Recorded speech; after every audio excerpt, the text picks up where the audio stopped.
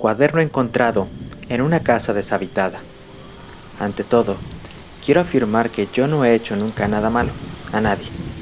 No tienen ningún derecho a encerrarme aquí, sean quienes fueren, y no tienen ningún motivo para hacer lo que presiento que van a hacer. Creo que no tardarán en entrar, porque hace ya mucho tiempo que se han marchado. Supongo que estarán excavando en el pozo viejo. He oído que buscan una entrada, no una entrada normal, por supuesto, sino algo distinto. Tengo una idea concreta de lo que pretenden, y estoy asustado. Esos sueños sobre el ser negro que era como un árbol, que andaba por los bosques y echaba raíces en un determinado lugar para ponerse a rezar con todas aquellas bocas, a rezar a ese viejo dios de debajo del suelo. No sé de dónde saqué la idea de cómo rezaba, pegando sus bocas al suelo. Tal vez porque vi el limo verde, o es que lo presencié en realidad. Nunca volví a aquel lugar a mirar. Tal vez no eran más que figuraciones mías.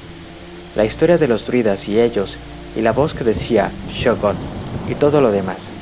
Pero entonces, ¿dónde estaban primo Osborne y tío Fred? ¿Y qué asustó al caballo para venir de esa manera y morirse al día siguiente? Los pensamientos me seguían dando vueltas y más vueltas en la cabeza, cada uno expulsando al otro. Pero todo lo que sabía era que no estaríamos aquí la noche del 31 de octubre, víspera de Todos los Santos, porque la noche del 31 de octubre caía en jueves y Cap Pritchett vendría y podríamos irnos al pueblo con él.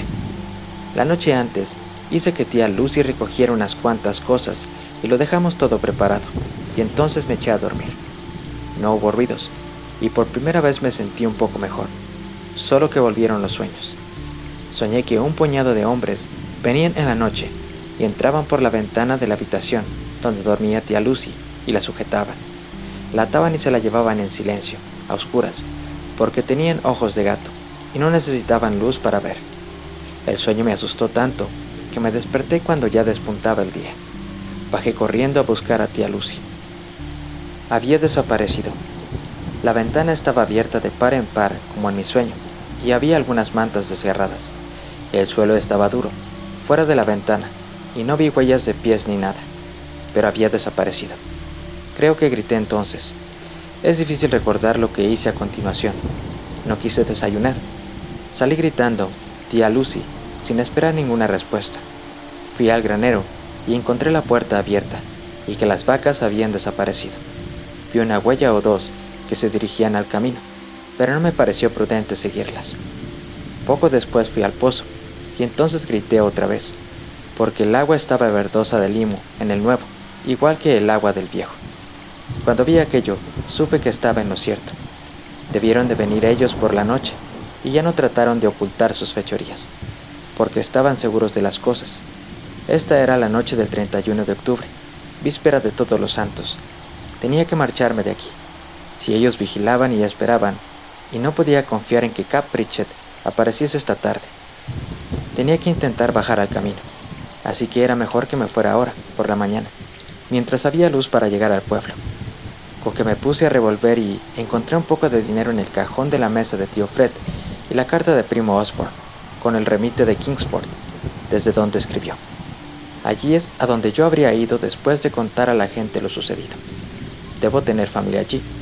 Me preguntaba si me creerían en el pueblo cuando les contara la forma en que tío Fred había desaparecido, y tía Lucy, y el robo del ganado para un sacrificio, y lo del limo verde en el pozo, donde algún animal se había parado a beber. Me preguntaba si se enterarían de los tambores y las fogatas que habría en los montes esta noche, y si formarían una partida, y vendrían esta noche para tratar de atraparlos a todos ellos y a los que se proponían hacer salir de la tierra. Me preguntaba si sabrían qué era un Shoggoth. Bueno, tanto se iban a venir como si no, yo no iba a quedarme a averiguarlo, así que hice mi pequeña maleta y me dispuse a marcharme. Debía ser alrededor de mediodía, y todo estaba tranquilo. Fui a la puerta y salí sin molestarme en cerrarla con llave después. ¿Para qué? Si no había nadie en muchos kilómetros a la redonda. Entonces oí el ruido abajo en el camino. Era ruido de pasos. Alguien venía por el camino, exactamente por la curva. Me quedé quieto un minuto, esperando a ver, esperando para echar a correr. Entonces apareció. Era alto y delgado, y se parecía un poco a tío Fred, solo que mucho más joven y sin barba, y vestía una especie de traje elegante como de ciudad, y un sombrero de copa. Sonrió al verme, y vino hacia mí como si me conociera. «Hola, Willy», dijo. Yo no dije nada. Estaba muy confundido. «¿No me conoces?», dijo. «Soy primo Osborn. Tu primo Frank». Me tendió la mano para estrecharme. «Pero supongo que no te acuerdas de mí, ¿verdad? La última vez que te vi era solo un bebé». «Pero yo creía que tenías que venir la semana pasada», dije. «Te esperábamos el 25». «¿No recibieron mi telegrama?», preguntó. Negué con la cabeza. «Nosotros no recibimos nada, aparte del correo que nos traen los jueves. A lo mejor está en la estación». Primo Osborn hizo una mueca. «Estáis bastante lejos del bullicio, desde luego. Este mediodía no había nadie en la estación. He esperado a Fred para que me recogiera en su calesa. Así no me habría dado la caminata, pero no he tenido suerte». «¿Has venido a pie todo el trayecto?», pregunté. «Desde luego». «¿Y has venido en tren?». Primo Osborn asintió. «Entonces, ¿dónde está tu maleta?». «La he dejado en el apeadero», me dijo. «Está demasiado lejos para traerla en la mano. Pensé que Fred me puede llevar en su calesa para recogerla». Notó mi equipaje por primera vez. «Pero, un momento. ¿A dónde vas con esa maletita, hijo?». Bueno, no me quedaba otro remedio que contarle todo lo que había sucedido. Así que le dije que fuéramos a la casa a sentarnos y se lo explicaría. Volvimos y él preparó un poco de café, y yo hice un par de bocadillos y comimos. Y entonces le conté que tío Fred había ido al apeadero y no había vuelto, y lo del caballo, y lo que le ocurrió luego a tía Lucy. Me callé lo que me pasó a mí en el bosque, naturalmente, y ni siquiera le insinué lo de ellos. Pero le dije que estaba asustado y que me disponía a irme hoy mismo antes de que oscureciese. Primo Osborn me escuchaba, asentía y no decía nada ni me interrumpía. «Así que por eso tenemos que irnos de aquí». Primo Osborn se levantó. «Puede que tenga razón, Willy», dijo, «pero no dejes correr demasiado la imaginación, hijo. Trata de separar los hechos de las fantasías. Tus tíos han desaparecido, eso es un hecho. Pero esa otra tontería sobre unos seres de los bosques que vienen por ti, eso es fantasía. Me recuerda a todas aquellas estupideces que contaban en casa, en Arkham, y por alguna razón me lo recuerdan más en este tiempo, ya que es el 31 de octubre, porque cuando me marché... «Perdona, primo Osborn», dije, «¿no vives en Kingsport?». «Pues claro», me contestó, «pero antes vivía en Arkham, y conozco a la gente de por aquí. No me extraña que te asusten los bosques y que imagines cosas. De hecho, admiro tu valentía. Para tus 12 años, te has portado con mucha sensatez». «Entonces pongámonos en camino», dije. «Son casi las 12, y lo más prudente es que nos vayamos si queremos llegar al pueblo antes de la puesta del sol». «Aún no, hijo», dijo primo Osborn. «No me iré tranquilo sin echar antes una ojeada y ver qué podemos averiguar sobre este misterio. Al fin y al cabo, debes comprender que no podemos marcharnos al pueblo y contarle al sheriff cualquier disparate sobre extrañas criaturas de los bosques que vinieron y se llevaron a tus tíos. La gente sensata no cree en esas cosas. Podrían pensar que estoy mintiendo y se reirían de mí. Podrían creer que has tenido algo que ver con la desaparición de tus tíos». «Por favor», dije, «vámonos ahora mismo». Negó con la cabeza. No dije nada más. Podía haberle dicho un montón de cosas, lo que había soñado y oído y visto, y lo que sabía, pero pensé que no serviría de nada. Además, había cosas que yo no quería decirle ahora que había hablado con él. Me sentí asustado otra vez. Primero dijo que era de Arkham y luego, cuando le pregunté, me dijo que era de Kingsport, pero a mí me sonaba mentira. Luego, dijo algo sobre que yo tenía miedo en los bosques, pero ¿cómo podía saber eso él? Yo no le había contado ese detalle. Si queréis saber qué es lo que yo pensaba de verdad, pensaba que tal vez no era primo Osborn, y si no era él entonces, ¿quién era? Me puse de pie y me dirigí al vestíbulo. «¿A dónde vas, hijo?», preguntó. «Afuera». «Iré contigo». Con toda seguridad me vigilaba. No iba a perderme de vista. Vino a mí y me tomó del brazo amistosamente, pero yo no podía soltarme. No, se pegó a mi lado. Sabía que yo me proponía echar a correr. ¿Qué podía hacer? Estaba a solas en la casa del bosque con este hombre, y de cara a la noche, víspera de Todos los Santos, y ellos aguardando fuera. Salimos, y noté que ya empezaba a oscurecer, aún en plena tarde. Las nubes habían ocultado el sol, y el viento agitaba los árboles de forma que alargaban las ramas como si trataran de retenerme. Hacían un ruido susurrante, como si cuchichearan cosas sobre mí, y él levantó la vista como para mirarlos y escucharlos. A lo mejor comprendía lo que decían. A lo mejor le estaban dando órdenes. Luego casi me eché a reír, porque se puso a escuchar algo, y yo lo oí también. Era un golpear en el camino. Cap Pritchett, dije, es el cartero. Ahora podremos irnos al pueblo en su calesa. Deja que hable con él, dijo. Y sobre tus tíos, no hay por qué alarmarle, y no vamos a armar escándalo, ¿no te parece? Corre adentro. Pero, primo Osborne, dije, tenemos que decir la verdad. Pues claro que sí, hijo, pero eso es cosa de mayores. Ahora corre, ya te llamaré. Hablaba con mucha amabilidad y hasta sonrió, pero de todos modos me llevó a la fuerza hasta el porche y me metió en la casa y cerró con un portazo. Me quedé en el vestíbulo a oscuras y pude oír a Cap Pritchett y llamarle, y que él subía a la calesa y hablaba, y luego oí un murmullo muy bajo. Miré por una raja de la puerta y los vi. Cap Pritchett le hablaba amistosamente, con humor, y no pasaba nada. Después, al cabo de 1 minuto o 2, Cap Pritchett hizo un gesto de despedida y tomó las riendas, y la calesa se puso en marcha otra vez. Entonces me di cuenta de lo que tenía que hacer, pasara lo que pasase. Abrí la puerta y eché a correr con la maletita y todo, sendero abajo, y luego por el camino detrás de la calesa. Primo Osborne trató de sujetarme cuando pasé por su lado, pero lo esquivé y grité: «Espéreme, Cap, quiero irme, lléveme al pueblo». Cap se detuvo y miró hacia atrás, realmente desconcertado. «Willy», dijo, «creía que te habías ido. Él me ha dicho que te habías marchado con Fred y con Lucy». «No le haga caso», dije, «no quería que me fuera. Lléveme al pueblo. Tengo que contarle lo que ha pasado. Por favor, Cap, tiene que llevarme». «Claro que sí, Willy, sube». Salté arriba. Primo Osborne vino enseguida a la calesa. «Baja ahora mismo», dijo con astucia. «No puedes marcharte así como así. Te lo prohíbo.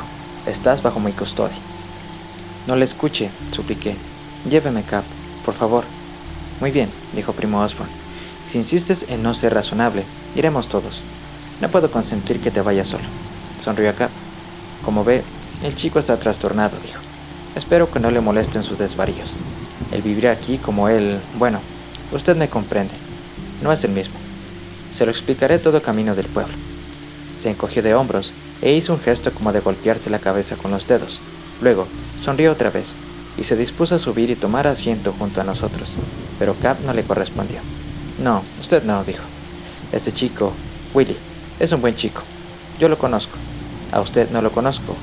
Parece que ya me ha explicado bastante, señor, al decirme que Willy se había ido. Pero solo quería evitar que hablase. Escuche, me han llamado como médico para que atienda al muchacho. Está mentalmente desequilibrado». Maldita sea. Cap disparó un escupitajo de jugo de tabaco a los pies de primo Osborne. «Nos vamos». Primo Osborne dejó de sonreír. «Entonces, insisto en que me lleve con usted», dijo, y trató de subir a la calesa. Cap se metió la mano en la chaqueta, y cuando la sacó otra vez, tenía una enorme pistola en ella. «Baje», gritó. «Señor, está hablando con el correo de los Estados Unidos, y usted no manda en el gobierno, ¿entiende? Ahora baje, si no quiere que le esparza los sesos en el camino». Primo Osborne arrugó el ceño, pero se apartó enseguida de la calesa. Me miró a mí y encogió los hombros. «Cometes una gran equivocación, Willy», dijo. Yo no le miré siquiera. Cap dijo: «Vamos», y salimos al camino.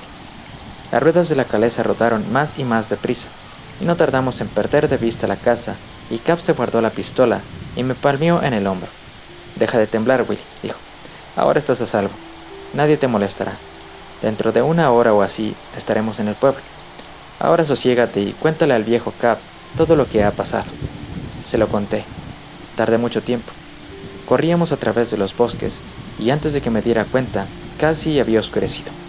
El sol se deslizó furtivamente detrás de los montes. La oscuridad empezaba a invadir los bosques a ambos lados del camino, y los árboles empezaban a susurrar, diciéndoles a las sombras que nos siguiesen. El caballo corría y brincaba, y muy pronto oímos otros ruidos a lo lejos. Podían ser truenos, o podían ser otra cosa, pero lo que era seguro es que se avecinaba la noche y que era víspera de Todos los Santos. La carretera cruzaba entre los montes ahora, y no veías a dónde te iba a llevar la siguiente curva. Además, oscurecía muy deprisa. «Sospecho que nos va a caer un chaparrón», dijo Cap, mirándose al cielo. «Esos son truenos, creo». «Tambores», dije yo. «¿Tambores?» «Por la noche pueden oírse en los montes», dije. «Los he oído todo este mes. Son ellos. Se están preparando para el Sabbat». «¿El Sabbat?» Cap me miró. «¿Dónde has oído hablar del Sabbat?» Entonces le conté algo más sobre lo que había ocurrido. Le conté todo lo demás. No dijo nada, y al poco tiempo no pudo haber contestado tampoco, porque los truenos sonaban alrededor nuestro, y la lluvia azotaba la caleza, la carretera, todo. Ahora había oscurecido completamente, y solo podíamos ver cuando surgía algún relámpago. Tenía que gritar para hacerme oír, contarle a voces los seres que se habían apoderado de tío Fred y habían venido por tía Lucy, los que se habían llevado nuestro ganado, y luego enviaron a primo Osborne por mí. Le conté a gritos también lo que había oído en el bosque. A la luz de los relámpagos pude ver la cara de Cap. Sonreía o arrugaba el ceño. Parecía que me creía, y noté que había sacado otra vez la pistola y que sostenía las riendas con una mano, a pesar de que corríamos muy deprisa. El caballo estaba tan asustado que no necesitaba que lo fustigaran para mantenerse al galope. La vieja caleza saltaba y daba bandazos, y la lluvia silbaba en el viento, y era todo como un sueño espantoso, pero real. Era real cuando le conté a gritos a Cap Pritchett lo que oí aquella vez en el bosque. «Shoggoth», grité. «¿Qué es un shoggoth?» Cap me tomó el brazo, y luego surgió un relámpago, y pude ver su cara con la boca abierta. Pero no me miraba a mí, miraba el camino y lo que teníamos delante. Los árboles se habían como juntado cubriendo la siguiente curva, y en la oscuridad parecía como si estuviesen vivos. Se movían y se inclinaban, y se retorcían para cerrarnos el paso. Surgió un relámpago, y pude verlos con claridad, y también algo más. Era algo negro, que estaba en el camino. Algo que no era un árbol. Algo negro y enorme, agachado, esperando con unos brazos como cuerdas extendiéndose y contorsionándose. «Shoggoth», gritó Cap. Pero yo apenas le oí porque los truenos retumbaban ahora, y el caballo soltó un relincho y sentí un tirón de la caleza hacia un lado, y el caballo se encabritó y casi caímos sobre aquello negro. Pude notar un olor espantoso, y Cap apuntó con la pistola y soltó un disparo casi tan fuerte como el trueno, y casi tan ruidoso como el estampido que se produjo cuando herimos a aquella negra monstruosidad. Entonces sucedió todo en un momento: el trueno, la caída del caballo, el tiro, y nuestro choque al pasar la caleza por encima. Cap debía llevar las riendas atadas alrededor de su brazo, porque cuando cayó el caballo y se volcó la caleza, salió de cabeza por encima del guardafango y fue a parar sobre la agitada confusión que era el caballo y la monstruosidad negra que lo había atrapado. Yo sentía que salía despedido hacia la oscuridad y luego que aterrizaba en el barro y la grava del camino. Hubo truenos y gritos y otro ruido que yo había oído antes, una vez en los bosques. Un zumbido como de una voz. Por eso no miré hacia atrás. Por eso ni se me ocurrió pensar en el daño que me había hecho al caer. Me puse de pie y eché a correr por la carretera lo más deprisa que podía, en medio de la tormenta y la oscuridad, mientras los árboles se contorsionaban y retorcían, y agitaban sus cabezas, y me apuntaban con sus ramas, y se reían. Por encima de los truenos, oí el relincho del caballo, y oí el alarido de Cap, también, pero no me volví a mirar. Los relámpagos se sucedían a intervalos, y yo corría entre los árboles ahora, porque el camino no era más que un cenagal que me sujetaba y me sorbía las piernas. Al cabo de un rato, comencé a gritar yo también, pero no podía ni oírme yo mismo, debido a los truenos, y más que truenos. Oía tambores. De repente, salí del bosque y llegué a los montes. Corrí hacia arriba, y el rumor de los tambores se hizo más fuerte, y no tardé en ver un poco medianamente, aunque no ya por los relámpagos, porque había fogatas encendidas en el monte, y el percutir de los tambores venía de allí. Me extravié en el ruido. El viento gemía y los árboles se reían, y los tambores palpitaban, pero me detuve a tiempo. Me detuve cuando vi con claridad las fogatas. Eran unos fuegos rojos y verdes que ardían aún con toda la lluvia. Vi una gran piedra blanca en el centro de un claro, que había en lo alto de una colina. Había fuegos rojos y verdes detrás y a su alrededor, de modo que todo se recortaba contra las llamas. Había hombres junto al altar, hombres de largas barbas grises y rostros arrugados, hombres que echaban al fuego unos polvos que olían espantosamente mal, y hacían las llamas rojas y verdes, y tenían cuchillos en las manos, y podía oírles aullar por encima de la tormenta. De espaldas, acuclillados en el suelo, había más hombres que hacían sonar los tambores. Poco después, llegó algo más a la loma, 2 hombres conduciendo ganado. Podría asegurar que eran nuestras vacas lo que conducían, y las llevaron derecho al altar, y luego los hombres de los cuchillos las degollaron como sacrificio. Todo esto lo pude ver por los relámpagos y las llamas de las hogueras, y yo me agazapé en el suelo de modo que no me pudieran descubrir, pero enseguida dejé de ver bien, debido a la forma de echar polvos en el fuego. Se levantó un humo muy espeso. Cuando este humo se levantó, los hombres empezaron a cantar y a rezar más alto. Yo no podía oír las palabras, pero sonaba como lo que escuché en los bosques la otra vez. No podía ver muy bien, pero sabía lo que iba a pasar. 2 hombres que habían conducido el ganado bajaron por el otro lado de la loma, y cuando volvieron a subir, traían nuevas víctimas para el sacrificio. El humo no me dejaba ver bien, pero las víctimas tenían 2 piernas, no 4 patas. Tal vez hubiera podido ver mejor en ese momento, pero me tapé la cara cuando las arrastraron ante el altar blanco, y levantaron los cuchillos, y el fuego y el humo se avivaron de pronto, y los tambores resonaron y cantaron todos, y llamaron en voz muy alta a alguien que aguardaba en el otro lado de la loma. El suelo empezó a estremecerse, creció la tormenta, y redoblaron los relámpagos y los truenos, y el fuego y el humo y los cánticos, y yo estaba medio muerto de miedo. Pero una cosa podría jurar, que el suelo empezó a estremecerse, se sacudió y tembló, y ellos llamaron a alguien, y ese alguien acudió como al cabo de 1 minuto. Acudió arrastrándose cuesta arriba hasta el altar y el sacrificio, y era negro como aquella monstruosidad de mis sueños, como aquella cosa negra con cuerdas y en forma de árbol, y con una gelatina verdosa de los bosques, y subió con sus pezuñas y bocas y brazos serpenteantes, y los hombres se inclinaron y retrocedieron, y entonces aquello se acercó al altar donde había algo que se retorcía encima, que se retorcía y chillaba. La monstruosidad negra se inclinó sobre el altar, y entonces oí un zumbido por encima de los gritos al agacharse. Solo miré 1 minuto, pero en este tiempo la negra monstruosidad empezó a inflarse y a crecer. Eso pudo conmigo. Perdí todo sentido de la prudencia. Tenía que correr. Me levanté y corrí, gritando a voz en cuello, sin importarme que me oyeran. Seguí corriendo y gritando en medio de los bosques y la tormenta, y huyendo de aquella loma y aquel altar, y entonces, de repente, supe dónde estaba, y que había vuelto aquí a la casa de mis tíos. Sí, eso es lo que había hecho, correr en círculo y regresar. Pero ya no podía continuar. No podía seguir soportando la noche y la tormenta, así que corrí adentro. Al principio, después de cerrar la puerta, me dejé caer en el suelo, cansado de tanto correr y gritar. Pero al cabo de un rato me levanté y busqué clavos y un martillo y unas tablas de tío Fred que no estuvieran hechas astillas. Primero clavé la puerta y luego todas las ventanas, hasta la última. Creo que estuve trabajando varias horas. Al terminar, la tormenta se había disipado y todo quedó tranquilo, lo bastante tranquilo como para poderme echar en la cama y quedarme dormido. Me he despertado hace un par de horas. Era de día. He podido ver la luz a través de las rajas. Por la forma de entrar el sol, he comprendido que ya es por la tarde. He dormido toda la mañana y no ha venido nadie. Calculaba que tal vez podría abrir y marcharme a pie al pueblo, como había planeado ayer, pero calculaba mal. Antes de ponerme a quitar los clavos, le he oído. Era primo Osborne, naturalmente. El hombre que dijo que era primo Osborne, quiero decir. Ha entrado en el cercado gritando, «Willy», pero yo no he contestado.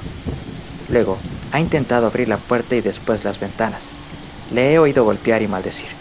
Eso ha estado mal, pero entonces se ha puesto a murmurar, y eso ha sido peor, porque significaba que no estaba solo. He echado una ojeada por una raja, pero se habían ido a la parte de atrás de la casa, así que no he visto quiénes estaban con él. Creo que da lo mismo, porque si estoy en lo cierto, es mejor no verlos. Ya es bastante desagradable oírlos, oír ese ronco croar, y luego oírle a él hablar, y después croar otra vez. El olor es un olor espantoso, como el limo verde de los bosques y del pozo. El pozo. Han ido al pozo de atrás. y he oído a primo Osborne decir algo así como: esperad hasta que oscurezca. Podemos utilizar el pozo si encontráis la entrada. Buscad la entrada. Ahora ya sé lo que significa. El pozo debe de ser una especie de entrada al lugar que tienen bajo tierra, que es donde esos druidas viven, y esa monstruosidad negra.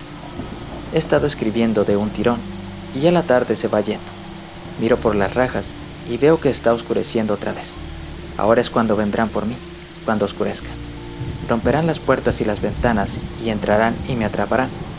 Me bajarán al pozo, me llevarán a los negros lugares donde están los Shoggoths. Debe de haber todo un mundo debajo de los montes, un mundo donde se ocultan y esperan para salir por más víctimas, por más sacrificios. No quieren que haya seres humanos por aquí, salvo los que necesitan para los sacrificios. Yo vi lo que esa monstruosidad negra hizo en el altar. Sé lo que me va a pasar. Tal vez echen de menos a primo Osborne en su casa y envíen a alguien a averiguar qué le ha pasado. Puede que las gentes del pueblo echen de menos a Cap Pritchett y vengan a buscarle. Puede que vengan y me encuentren, pero si no vienen pronto, será demasiado tarde. Por eso he escrito esto. Es verdad lo que digo, con la mano sobre el corazón, cada palabra. Y si alguien encuentra este cuaderno donde yo lo escondo, que vaya y se asome al pozo viejo que está detrás, que recuerde lo que he dicho de ellos, que ciegue el pozo y seque las charcas. No tiene sentido que me busquen si no estoy aquí. Quisiera no estar tan asustado. No lo estoy tanto por mí como por otras gentes, los que pueden venir a vivir por aquí y les pase lo mismo, o peor. Tenéis que creer. Id a los bosques, si no, id a la loma donde ellos hicieron los sacrificios. Puede que ya no estén las manchas y la lluvia haya borrado las huellas. Puede que no encontréis ningún rastro de fuego, pero la piedra del altar tiene que estar allí, y si está, sabréis la verdad. Debe haber unas manchas redondas y grandes en esa piedra, manchas de medio metro de anchas. No he hablado de ellas. Al final, miré hacia atrás. Vi a la monstruosidad negra, aquella que era un Shoggoth. La vi como se hinchaba y crecía. Creo que he dicho ya que podía cambiar de forma, y que se hacía enorme. Pero no podéis ni imaginar el tamaño ni la forma, y ni yo lo quiero decir.